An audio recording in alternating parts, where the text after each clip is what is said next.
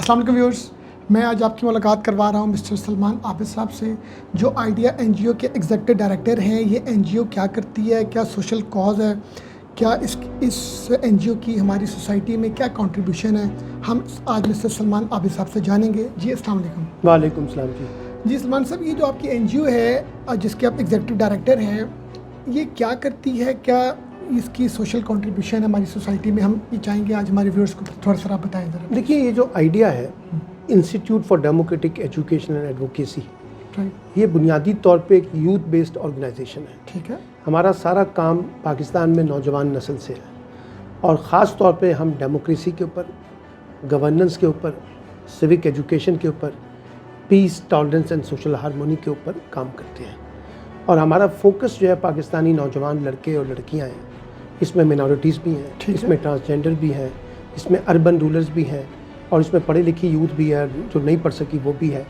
اور زیادہ ہم فوکس کر کے اس وقت پبلک یونیورسٹیز کے ساتھ کام کر رہے ہیں۔ اس میں پنجاب یونیورسٹی ہے، لاہور کالج وومن یونیورسٹیز ہے، گورنمنٹ کالج یونیورسٹی ہے، یونیورسٹی آف ایجوکیشن ہے، سرگودا یونیورسٹی ہے۔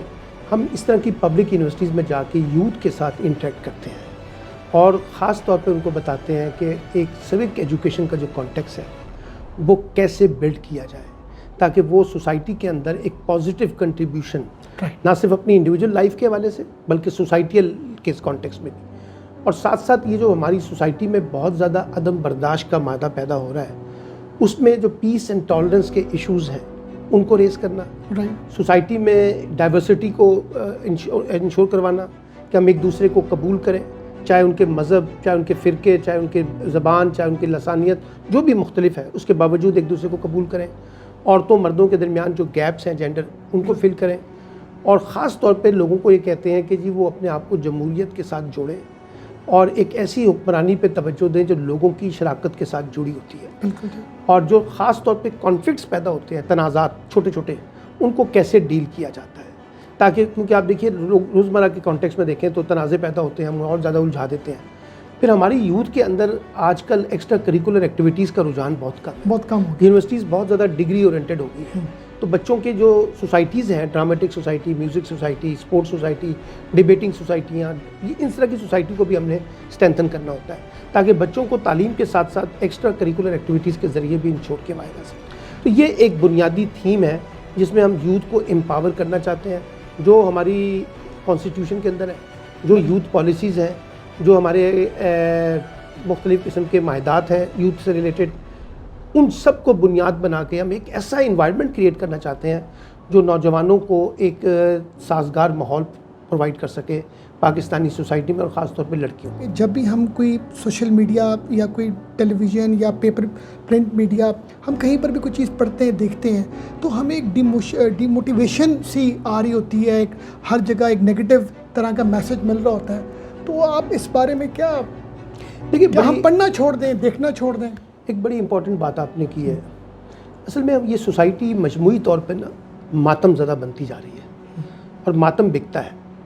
فلموں کو دیکھیں، ڈراموں کو دیکھیں، ہماری ڈیبیٹس کو دیکھیں، ہماری پولیٹیکل ایجنڈاز کو دیکھیں، ہمارے سوشل ایجنڈاز کو دیکھیں، ہمارے ایجوکیشنل ایجنڈا کو دیکھیں، لگتا یہ ہے کہ ہمیں بہت زیادہ ماتم ہے، بہت زیادہ دکھ ہے، اور ہم اتنا زیادہ ماتم زدہ ہو گئے ہیں کہ ہم نے لوگوں کے اندر خوشیاں پھیلانے کی بجائے ان کو یا تو مایوس کر دیا ہے، یا ان کو ڈسکنیکٹ کر دیا، لا تعلق کر دیا ہے، یا ان کو بتایا ہے کہ یہ سوسائٹی آپ کے جینے کے لیے نہیں ہے، اور لوگ جو ہے وہ پھر نیگیٹو ایکٹیویٹیز میں چلے جاتے ہیں۔ اسی لیے ہمارے ہاں لوگ اخبار بھی کم پڑھتے ہیں، ٹی وی بھی کم دیکھتے ہیں، اور پازیٹیو ایکٹیویٹیز میں بھی کم جاتے ہیں، کیونکہ ان کو لگتا ہے کہ سوسائٹی میں کچھ نہیں ہو سکتا، یعنی بچہ نوکری کرنے جائے رہا ہو، کہتے ہیں نوکری لبنی نہیں، تو کی جا رہا ہے، چھڑ دیں۔ آپ کہیں جی میں نے یہ بننا ہے، وہ کہتے ہیں مان ہی نہیں سکتے، یہاں تو میرٹ کے بغیر کوئی میرٹ تو ہے ہی نہیں، ریفرنس کے بغیر کام نہیں ہوتا۔ اتنی زیادہ ڈپریشن ہے۔ دیکھیے، سوسائٹی کا جب آپ انالیسس کرتے ہیں نا، تو یقینی طور پہ اس میں کریٹیکل پوائنٹس ہوتے ہیں ہر سوسائٹی میں، اور اسی میں آپ انالیسس کرتے وقت کہیں مایوسی کا اظہار بھی کرتے ہیں۔ لیکن ایک اچھا رائٹر جو ہوتا ہے، جو انٹلیکچوئل ہوتا ہے، جو مینٹور ہوتا ہے، جو استاد ہوتا ہے، جو رہنما ہوتا ہے، وہ اس ناکامی کے ساتھ تجزیہ کرتے وقت امید کے پہلو کو بھی جگاتا ہے، اور روشنی پھیلاتا ہے۔ اور روشنی اس لیے پھیلاتا ہے کہ تاکہ لوگوں کو یہ مطمئن کر سکے کہ ہمیں اپنی دنیا بنانی ہے، ہمیں مایوس نہیں ہونا، ہمیں حالات کا مقابلہ کرنا ہے۔ اور وہ اس طرح کی موٹیویشن کو جنریٹ کرتا ہے جو مایوس نوجوانوں کے اندر بھی ایک نئی حرارت پیدا کرتا ہے کہ ہمیں لڑنا ہے, ہمیں جدوجہد کرنی ہے, ہمیں کوشش کرنی ہے, ہمیں ایفرٹس کرنی ہے, ہمیں بھاگنا ہے, ہمیں پرسو کرنا ہے چیزوں کو. تو وہ ایک چیز, اب وہ چیز ہمارے یہاں مس ہوتی جا رہی ہے. تو ہر چیز کے پہلو کو, دونوں پہلوؤں کے ساتھ لے کے چلیں تو آپ سوسائٹی کے اندر ایک بیلنس ایٹیٹیوڈ جو ہے نا اس کو جنریٹ کر سکتے ہیں. تو یہ آپ کی جو آئیڈیا این جی او ہے جس کے آپ ایگزیکٹو ڈائریکٹر ہیں, یہ لوگوں کو ٹیچ کرتی ہے.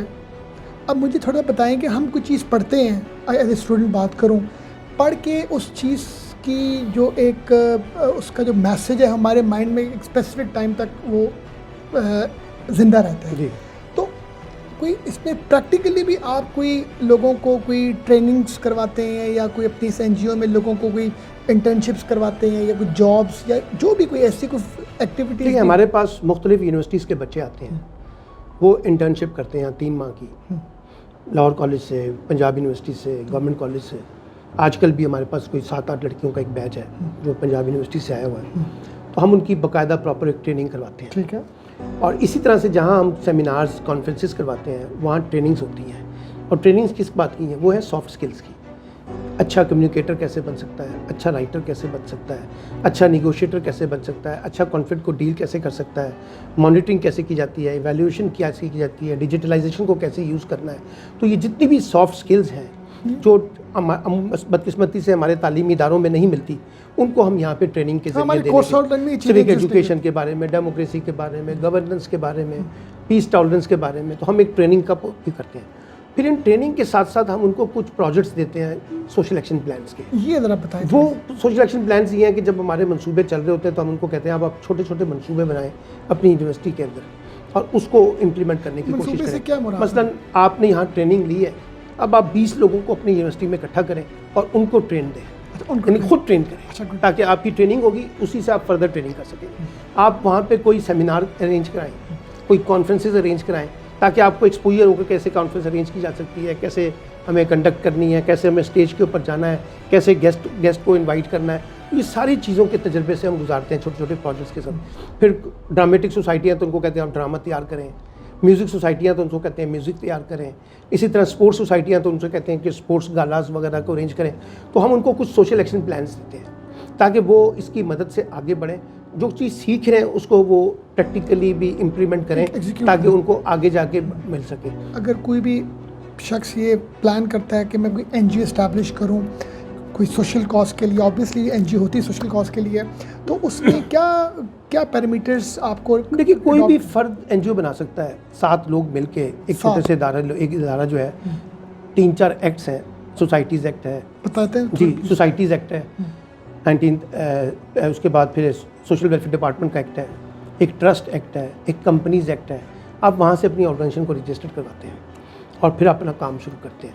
تنظیمیں بہت زیادہ رجسٹرڈ ہوتی ہیں, اس میں کوئی شک نہیں ہے, لیکن مسئلہ یہ ہوتا ہے کہ ہمارے پاس کام کرنے کے لیے وسائل نہیں ہوتے. بالکل. اب وسائل 2 طرح سے آتے ہیں. ایک تو لوکل سطح سے آتے ہیں, یعنی پاکستان کے اندر کچھ ایسے فلنتھراپسٹ ہوں جو آپ کو پیسے دیتے ہوں, اور کچھ باہر کے ڈونر ہیں جو آپ کو اس طرح کے پروجیکٹس میں پیسے دیتے ہیں. دونوں طریقے آپ استعمال کر سکتے ہیں.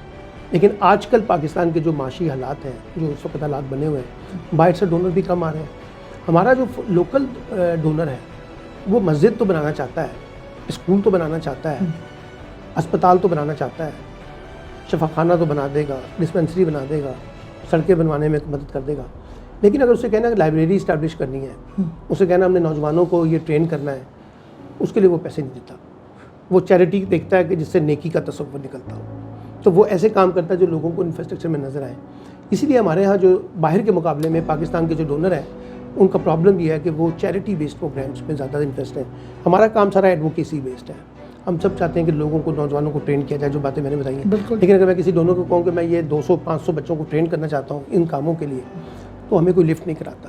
پھر ہم بچوں کو آج کل انٹرپرینیورشپس کی تفعیل آ رہے ہیں کہ اپنی ڈگری کے ساتھ ساتھ وہ اکنامک ایکٹیویٹیز کے ساتھ ریلیٹ ہوں, پیسے جنریٹ کریں, اپنی فیسز نکالیں, اپنے لیے خرچہ نکالیں, ماں باپ پہ کم بوجھ بنیں.